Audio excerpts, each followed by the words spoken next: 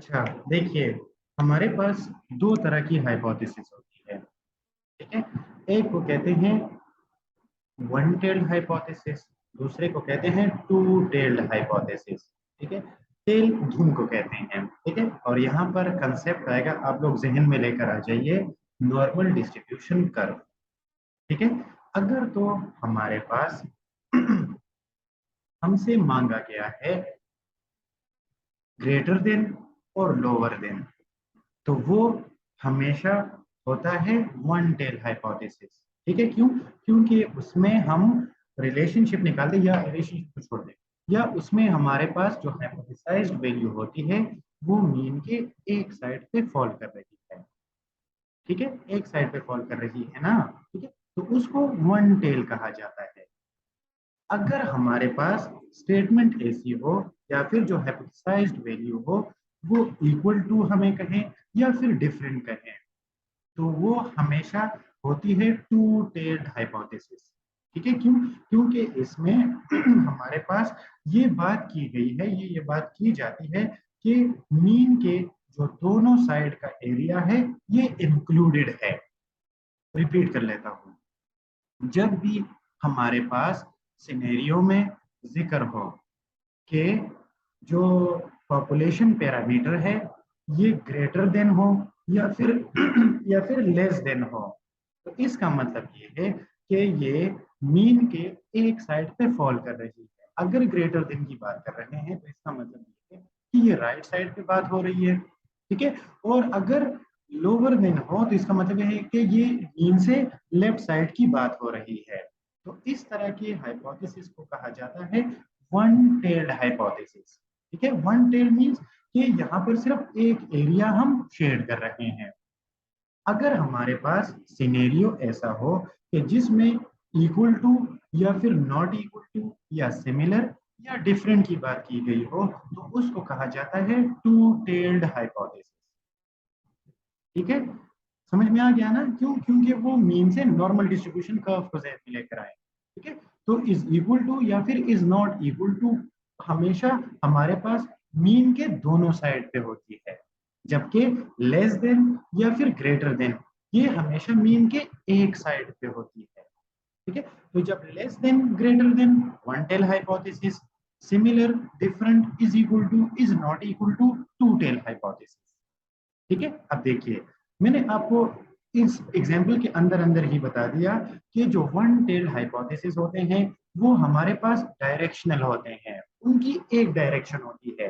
देखिए, इसको आप देखें, यहाँ पर देखिए, अगर आप लोग को कर्सर नजर आ रहा है, ठीक है, सबसे पहले देखिए mu is greater than mu not. ठीक है, अब देखिए इसकी डायरेक्शन क्या है कि ये हमारे पास जो पॉपुलेशन का पैरामीटर है ये ग्रेटर है हाइपोथेसाइज्ड वैल्यू से।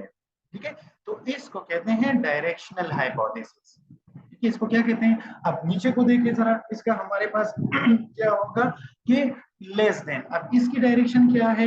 ये जो हाइपोथेसाइज्ड वैल्यू है ये हमारे पास पॉपुलेशन मीन से कम है। जैसे कि रूमेटॉइड और अर्थराइटिस में बात की गई थी कि म्यू इज लेस देन 4। तो इस तरह के ये हमारे पास होते हैं डायरेक्शनल, इनको कहा जाता है डायरेक्शनल हाइपोथेसिस या फिर सिर्फ डायरेक्शनल आप कह लो। ठीक है, तो जो वन टेल हाइपोथेसिस होती है लोअर देन या फिर ग्रेटर देन, ये हमेशा डायरेक्शनल होती है, या तो वो ग्रेटर देन होगी या फिर लेस देन होगी। जबकि हमारे पास जो टू टेल्ड हाइपोथेसिस होती है is equal to, is not equal to, similar, different, ठीक है, ये हमेशा हमारे पास नॉन डायरेक्शनल होती है। जैसे कि ये वाला क्या है? ये टू टेल्ड है और ये नॉन डायरेक्शनल है। ठीक है, अब देखिए, जब हमारे पास पॉपुलेशन का पैरामीटर या फिर मीन ग्रेटर देन हो, ठीक है, हाइपोथेसाइज्ड वैल्यू से, ठीक है, ग्रेटर देन, ठीक है, इसको कहा जाता है अपर टेल। क्या कहा जाता है इसको? अपर टेल कहा जाता है, अपर टेल्ड हाइपोथेसिस। जबकि उलट सिनेरियो में जब जब हमारे पास पॉपुलेशन का पैरामीटर लोअर देन हो, लेस देन हो, तो इसको कहा जाता है लोअर टेल। समझ में आ गया? ठीक है, हमने दो बातें यहाँ पे डिस्कस की। पहली बात तो ये है कि हाइपोथेसिस दो तरह के होते हैं, one tail hypothesis, two tailed hypothesis. One tail hypothesis वो होते हैं जो कि न्यू से या फिर मीन से एक साइड पे हम उसको शेड करते हैं। मतलब ये है कि वो या तो ग्रेटर देन हो या फिर लेस देन हो। ठीक है, तो इसको वन टेल हाइपोथेसिस कहा जाता है। ठीक है, वन टेल हाइपोथेसिस हमेशा डायरेक्शनल होते हैं। ठीक है, एक डायरेक्शन में दी हुई होती है, जैसे कि ये वाला हो गया। ठीक है, ये ग्रेटर देन है, ये लेस देन है। अगर हमारे पास mean, population mean greater than hypothesised value हो तो इसको अपर टेल कहा जाता है। ठीक है, अल्टरनेटिव हाइपोथेसिस है। और अगर हमारे पास पॉपुलेशन पैरामीटर हाइपोथेसाइज्ड वैल्यू से लोअर देन हो तो इसको लोअर टेल कहा जाता है। और इसको स्टेट हम ऐसे करते हैं। ठीक है, देखिए ये वन टेल है और अपर टेल है। ठीक है, वन टेल इसका मतलब है कि लेस देन या फिर ग्रेटर देन होगा। अपर टेल है तो आंखें बंद करके आप कह लें कि ये हमारे पास होगा ग्रेटर देन। ठीक है, तो देखिए इसको हम ऐसे स्टेट करेंगे कि mu is greater than mu not. ठीक है, अल्टरनेटिव हाइपोथेसिस हम पहले स्टेट करते हैं। क्यों? क्योंकि वो रिसर्चर का क्लेम होता है। सिनेरियो में हमेशा अल्टरनेटिव हाइपोथेसिस दिया हुआ होता है। ठीक है, क्योंकि हमारे पास जो एग्जांपल्स होते हैं, जो क्वेश्चंस होते हैं, जो सिनेरियोज होते हैं, वो हमेशा स्टार्ट ही ऐसे होते हैं। A researcher wants to claim that. ठीक है, a researcher want to identify that, a researcher wants to prove that. Researcher का क्लेम अल्टरनेटिव हाइपोथेसिस। ठीक है, अब देखिए वन टेल्ड और लोअर टेल्ड। वन टेल तो मतलब है कि ग्रेटर देन या फिर लोअर देन या लेस देन। लोअर टेल तो आंखें बंद कर ले, आंखें बंद करके क्या होगा, ये हमारे पास लेस देन आएगा।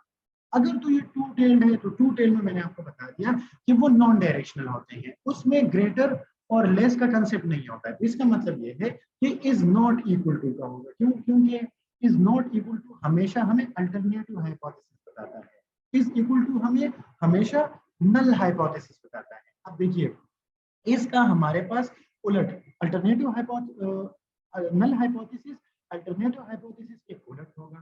ठीक है, तो यहाँ पर वन टेल्ड अपर टेल्ड में है mu is greater than mu not.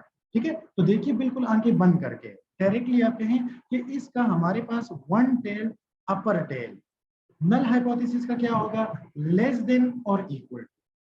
Similarly null hypothesis में इसका वन टेल और लोअर टेल कैसे होगा, कि इज ग्रेटर देन और इक्वल टू। और टू टेल में इसका नल हाइपोथेसिस क्या होगा कि म्यू इज इक्वल टू। ठीक है, नीचे देखने की जरूरत ही नहीं है, बस सिर्फ आप लोगों ने ये बात याद रखनी है कि नल हाइपोथेसिस उलट होता है अल्टरनेटिव हाइपोथेसिस के, या फिर अल्टरनेटिव हाइपोथेसिस उलट ऑपोजिट होता है नल हाइपोथेसिस के। ठीक है, चलें अब आप लोगों ने इसमें हमें बताना है। ठीक है, अब आप लोग अपने माइक खोलने की कोशिश करें और मैं सब स्टूडेंट्स की पार्टिसिपेशन को हाईली अप्रिशिएट करूंगा। सही बताए गलत बताए कोई फर्क नहीं पड़ता, बताना बहुत जरूरी है। ठीक है, the mean number of patients per day in a clinic during the month of July is 150। बताएं शाबाश, नल हाइपोथेसिस अल्टरनेटिव हाइपोथेसिस। ऐसे समझ लें कि ये आपके फाइनल एग्जाम के एमसीक्यूज हैं। अभी आप लोग के पास मौका है, आप लोग गलत बताएं हम सही कर देंगे। फाइनल एग्जाम में देंगे फिर आपके पास दूसरा मौका नहीं होगा। हाँ तो कोशिश करें शाबाश। ये कौन सा हाइपोथेसिस है? Upper tail, lower tail, directional, non directional, one directional, two directional को छोड़ दे, सिर्फ मुझे बताएं नल और अल्टरनेटिव हाइपोथेसिस का। बताएं शाबाश, कोशिश करें। Null hypothesis. एक्सीलेंट। क्यों नल हाइपोथेसिस है? ये बिल्कुल सही कहा आपने। Number of patient equal to the mean 150। Excellent, इसमें ये बता रहे हैं कि म्यू इज इक्वल टू 150। ठीक है, इज 150 तो इसका मतलब इज इक्वल टू 150। ठीक है, चलिए शाबाश, very good. Next scenario, on the average children attend schools within 3.1 kilometres of their homes in Hyderabad. ठीक है, चलिए हैदराबाद में बच्चे 3 किलोमीटर 3.1 किलोमीटर के अंदर अंदर स्कूल पढ़ने जाते हैं। Null hypothesis alternative hypothesis.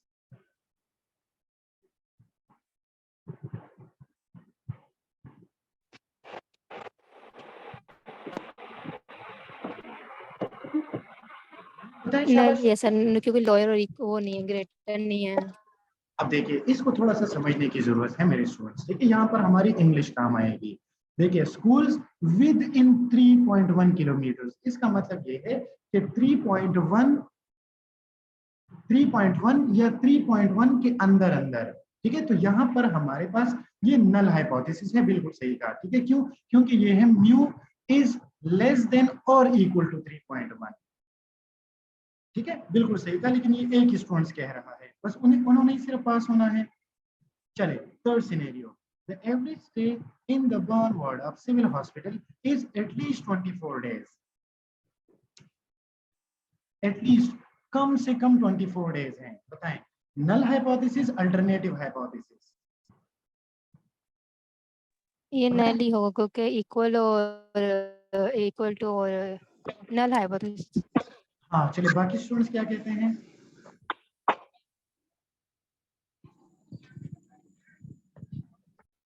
बताएं, शाबाश।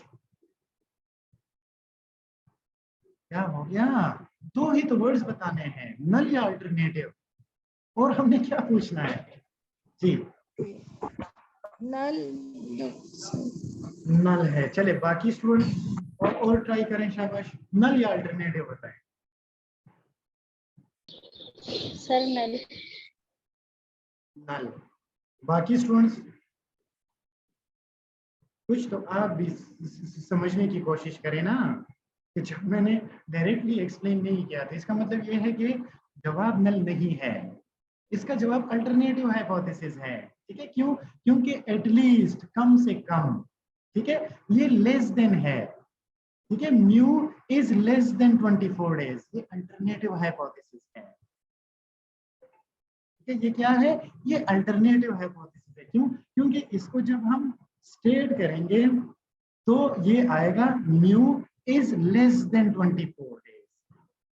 Next scenario, the average life span in Pakistan is at least 55 years।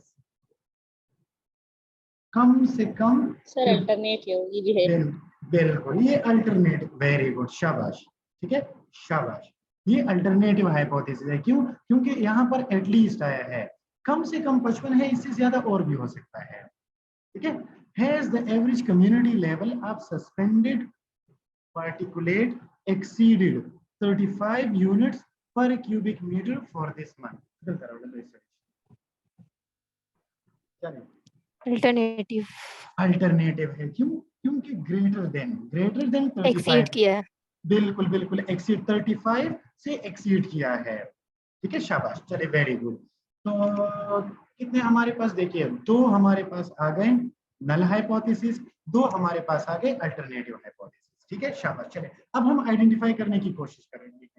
चले, डज मीन एज, ये इस स्टूडेंट के अलावा मुझे कोई और बताएगा। ठीक है, चले, does mean age of onset of a certain acute disease for school children differ from 10.4? Translate करूं या जरूरत नहीं है? समझ जाएंगे।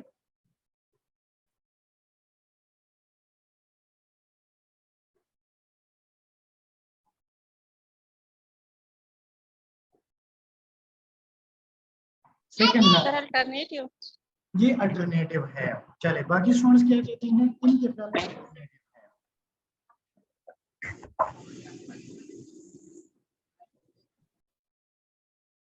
बताएं बताएं बताएं, शाबाश। बाकी स्टूडेंट्स क्या कहते हैं? Does mean age of concept of a certain alternative. Alternative है। ठीक है, वेरी गुड। बाकी स्टूडेंट्स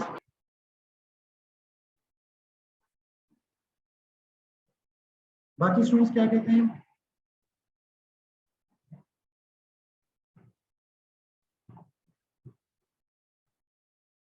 चले, अल्टरनेटिव, वेरी गुड। चलो 3 स्टूडेंट्स के जवाब आ गए हैं। ठीक है, ये बाकी अल्टरनेटिव है। क्यों? क्योंकि जब हम इसको स्टेट करेंगे तो ये आएगा mu is not equal to 10.4। ठीक है, और जब नॉट इक्वल टू होता है तो ये अल्टरनेटिव होता है। ठीक है, चले last, a psychologist claims that the average IQ of a sample of 50 children is significantly above the normal IQ of 100। चलो ये कौन सा है? ये आखिरी बता दें।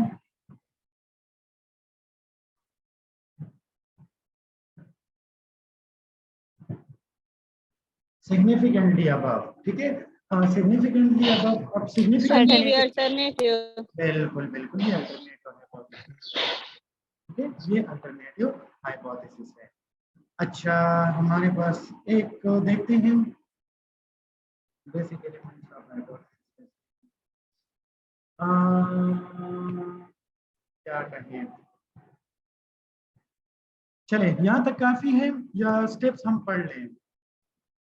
ये स्टेप्स तक चले आ जाते हैं, ठीक है, स्टेप्स तक आ जाते हैं। अच्छा देखिए, हमारे पास पॉपुलेशन मीन के लिए अंडरलाइंग असम्पशंस क्या होते हैं। हमने एक सिनेरियो में कुछ असम्पशंस देखने हैं जिससे हमें पता चलेगा कि हमने हाइपोथेसिस को टेस्ट करना है पॉपुलेशन मीन के लिए, ठीक है। कुछ अंडरलाइंग असम्पशंस होते हैं मेरे प्यारे स्टूडेंट्स, मैंने आप लोगों को ये बात मुतअद्दिद बार बताई है, ठीक है, या मैंने मल्टीपल टाइम्स आप लोग को ये बताया है कि टेस्ट अब ज्यादा होते जाएंगे। अभी तो फिलहाल तो हमने दो पढ़े हैं ना, एक नॉर्मल डिस्ट्रीब्यूशन और दूसरी सैंपलिंग डिस्ट्रीब्यूशन, ठीक है। उसके लिए मैंने आपको सिर्फ एक असम्पशन या एक डिफरेंस बताया था कि अगर हमारे पास सिनेरियो में सैंपल साइज मौजूद हो, एन मौजूद हो, तो फिर हमारे पास इस पे अप्लाई होगी सैंपलिंग डिस्ट्रीब्यूशन। इसी तरह अब हमारे पास सिनेरियो में हमने किन किन बातों का ख्याल रखना है, ठीक है, ताकि उससे हम ये अंदाजा लगा सके कि हमने हाइपोथेसिस को टेस्ट करना है पॉपुलेशन मीन के लिए। सबसे पहली असम्पशन ये होगी कि हमारे पास जो सैंपल होगा, ठीक है, वो रेंडमली सिलेक्टेड होगा। रैंडम, ये एपिडेमियोलॉजी में या फिर रिसर्च में आप लोग को होना चाहिए था, सैंपलिंग का जो यूनिट है पूरा, ठीक है, कोई मसला नहीं, बायोस्टेट में भी होना चाहिए था, क्योंकि सैंपल साइज डिटरमिनेशन हम बायोस्टेट में करते हैं। इसलिए आपको ना ये समझ नहीं आ रही कि सैंपलिंग की कितनी टाइप्स होती है। दो टाइप्स होती है, प्रोबेबिलिटी सैंपलिंग होती है, एक नॉन प्रोबेबिलिटी सैंपलिंग होती है। चले एनी हाउ, तो हमारे पास जो सबसे कॉमनली यूजिंग जो टेक्निक होती है सैंपलिंग के लिए, ठीक है, उसे एसआरएस कहते हैं, सिंपल रैंडम सैंपलिंग, ठीक है। ये प्रोबेबिलिटी सैंपलिंग है। ये उस टाइप ऑफ सैंपलिंग को कहा जाता है जिसमें हर पार्टिसिपेंट के पास इक्वल अपॉर्चुनिटी होती है to be selected in the sample, ठीक है। इसको सिंपल रैंडम सैंपलिंग कहा जाता है। जाहिर सी बात है, जब पूरी population at a time representative होगी तो ये बेस्ट पॉसिबल सैंपलिंग टेक्निक होगी। क्यों? क्योंकि हमारे पास इसमें किसी किस्म की बायसनेस शामिल नहीं है। जो रिजल्ट्स होंगे, जो इन्फेरेंसेस होंगे, वो बिल्कुल एक्यूरेट होंगे और उसको हम जर्नलाइज कर सकेंगे पूरी पॉपुलेशन पे, ठीक है। तो पहली असम्पशन क्या है, जब हम पॉपुलेशन मीन के लिए हाइपोथेसिस टेस्ट करते हैं कि सैंपल रैंडमली सिलेक्टेड हुआ हो। नंबर सेकंड, हमारे पास दूसरी उसकी पॉसिबिलिटी असम्पशन ये है कि पॉपुलेशन नॉर्मली डिस्ट्रीब्यूटेड हो, ठीक है। आप लोग, अब आप लोग को समझ आ रहा है कि हमने बिल्कुल स्टार्ट में नॉर्मल डिस्ट्रीब्यूशन के एग्जांपल्स या फिर उनकी जो एक्टिविटीज अगर आप लोग ध्यान में लेकर आ जाएं तो वहां पर उन्होंने ये दो बातें जरूर मेंशन की होगी। पहली बात ये है कि हमारे पास जो पॉपुलेशन है वो नॉर्मली डिस्ट्रीब्यूटेड है, और दूसरी बात आप लोग टेस्ट करने के लिए या फिर वेरीफाई करने के लिए अपनी जो लास्ट की एक्टिविटीज है, यूनिट 6 की एक्टिविटी, यूनिट 5 की, यूनिट 4 की, उसमें आपको दो बातें कॉमन मिलेंगी। पहली बात तो ये है कि अ नॉर्मली डिस्ट्रीब्यूटेड पॉपुलेशन, दूसरी बात ये है कि a random sample of 35 participants, a random sample of 45 cars, a random sample of 75 employees. कुछ समझ में आ रहा है ना आप लोगों को, ठीक है, कि ये हमारे पास दूसरी असम्पशन है। अच्छा, इसके अलावा एक असम्पशन हमारे पास ये होनी चाहिए कि जो पॉपुलेशन, जो सैंपल साइज है, जो सैंपल साइज है वो 30 या 30 से इक्वल टू होना चाहिए, ठीक है, वो 30 से या 30 से इक्वल होना चाहिए। क्यों? क्योंकि इस पे हम जी स्कोर अप्लाई करेंगे। अभी तक हमने जी स्कोर ही पढ़ा है ना मेरे स्टूडेंट्स, तो जाहिर सी बात है हमें सिर्फ एक ही टेस्ट रन करना आता है, उसको कहते हैं जी स्कोर या जी टेस्ट, ठीक है। तो हमारे पास 30 सैंपल साइज या फिर इससे ज्यादा होना चाहिए। देखिए अभी तक हमने तीन असम्पशन पढ़े हैं। जब हम किसी भी पॉपुलेशन मीन के लिए हाइपोथेसिस टेस्ट करते हैं, सैंपल रैंडमली सिलेक्टेड होना चाहिए, पॉपुलेशन नॉर्मली डिस्ट्रीब्यूटेड होनी चाहिए, इसका मतलब है ताकि वो बेल शेप कर्व फॉलो करें, और तीसरी ये असम्पशन कि सैंपल साइज 30 या 30 से ज्यादा होना चाहिए, ठीक है। 30 या 30 से कम होगा टी टेस्ट अप्लाई करेंगे, ठीक है। चलिए वो फिर कबल इस वक्त बात आ जाएगी। चौथी और आखिरी असम्पशन क्या होगी कि पॉपुलेशन का जो वेरिएंस है, ठीक है, या फिर वो नोन होगा या फिर सैंपल का जो वेरिएंस है, ठीक है, वो अप्रोक्सीमेटली इक्वल होगा पॉपुलेशन वेरिएंस के। इसका मतलब ये आसान सी बात बताता हूँ, अगर तो पॉपुलेशन का वेरिएंस दिया है तो वेल एंड गुड, बहुत अच्छी बात है। अगर नहीं दिया तो सैंपल का वेरिएंस जो कि एस स्क्वायर से हम डिनोट करते हैं वो जरूर दिया हुआ होगा।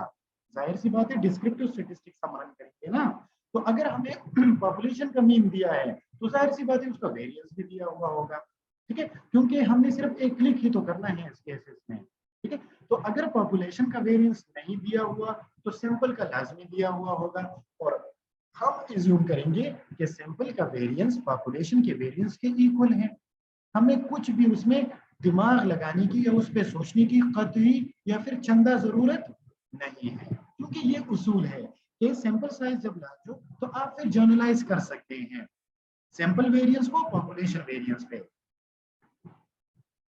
चलिए अब देखिए एलिमेंट्स कौन कौन से होते हैं, ठीक है।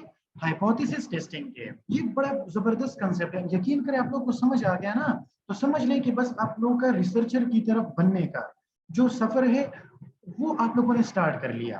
एलिमेंट्स ऑफ हाइपोथेसिस टेस्टिंग, ठीक है। सबसे पहले स्टेट करना है नल हाइपोथेसिस, ठीक है, इज इक्वल टू या फिर अल्टरनेटिव हाइपोथेसिस के अगेंस्ट, या फिर हमारे पास रिसर्चर क्लेम के against, more than, less than और उसके साथ साथ इक्वल टू, मोर देन और इक्वल टू, लेस देन और इक्वल टू, और या फिर इज इक्वल टू। तो ये तीन तरह से हम नल हाइपोथेसिस को स्टेट करेंगे। अल्टरनेटिव हाइपोथेसिस फिर हम स्टेट करेंगे। अल्टरनेटिव हाइपोथेसिस डिनोट होता है एच ए से, कोलोन, ठीक है। इसमें हमारे पास तीन तरह की सिनेरियोज आ सकती है या तीन तरह से हम स्टेट कर सकते हैं, ठीक है, कि mu is greater than mu not, mu is less than mu not, या फिर mu is not equal to mu not. Number third, ठीक है, ये एलिमेंट्स है, स्टेप्स नहीं है, स्टेप्स 5 है, यही है, ठीक है, यही है। Choice of appropriate level of significance, ठीक है। हमारे पास जो कॉन्फिडेंस इंटरवल होता है, अभी तक हमने 3 कॉन्फिडेंस इंटरवल का पढ़ा है, 90%, 95% और 99%। वो जब हम 100% से माइनस करते हैं तो बाकी जो एरिया बच जाता है उसको कहा जाता है अल्फा, उसको कहा जाता है लेवल ऑफ सिग्निफिकेंस, ठीक है। तो हमने एज अ रिसर्चर हमने खुद अपना लेवल ऑफ सिग्निफिकेंस हमने चूज करना है, हमने सिलेक्ट करना है कि मैं इस हाइपोथेसिस को क्लेम करना चाहता हूँ, इसको मैं टेस्ट चैलेंज करना चाहता हूँ, आया 95% लेवल ऑफ सिग्निफिकेंस पे, सॉरी 95% से जो बच जाएगा 0.05 लेवल ऑफ सिग्निफिकेंस पे, 0.01 लेवल ऑफ सिग्निफिकेंस पे, या 0.001 लेवल ऑफ सिग्निफिकेंस पे, ठीक है। 0.001 ये हमारे पास जो एक्सपर्ट रिसर्चर्स होते हैं ये वो करते हैं, ठीक है। क्यों? क्योंकि वो अपने पास सिर्फ 1% का मार्जिन रखते हैं, एक्सपीरियंस इतना होता है, इतने बहुत ज्यादा उनका दिमाग और हाथ चलते हैं रिसर्च पे, ठीक है। हमारे जैसे जो नोवाइस रिसर्चर होते हैं, ठीक है, हम कोशिश करते हैं 95% पे या फिर 90% पे रहते हैं, ठीक है। जो डिफॉल्ट बाय डिफॉल्ट जो लेवल ऑफ सिग्निफिकेंस यूज किया जाता है, ठीक है, देखिए जो 95% है, 90% और 99%, इसको कहते हैं CI, कॉन्फिडेंस इंटरवल, ठीक है। इसको क्या कहा जाता है? Confidence interval. जबकि जब हम ये 100% से माइनस करते हैं या फिर जो 0.90, 0.99, 0.95, जब हम 1 से माइनस करते हैं तो बाकी जो एरिया बच जाता है इसको कहते हैं लेवल ऑफ सिग्निफिकेंस, ठीक है। चलो और हम क्या करेंगे, हम अपने जो assumptions हैं उसको हम स्टेट करेंगे कि assumptions क्या है इसकी। assumptions अभी हमने डिस्कस किए प्यारे स्टूडेंट्स, कौन कौन सी assumptions थी? पॉपुलेशन नॉर्मली डिस्ट्रीब्यूटेड है, बेल कर्व हमने बना दी, सैंपल रैंडमली सिलेक्टेड है, number third sample size equal to और ग्रेटर देन 30 है, और फोर्थ हमारे पास सिग्मा नोन है।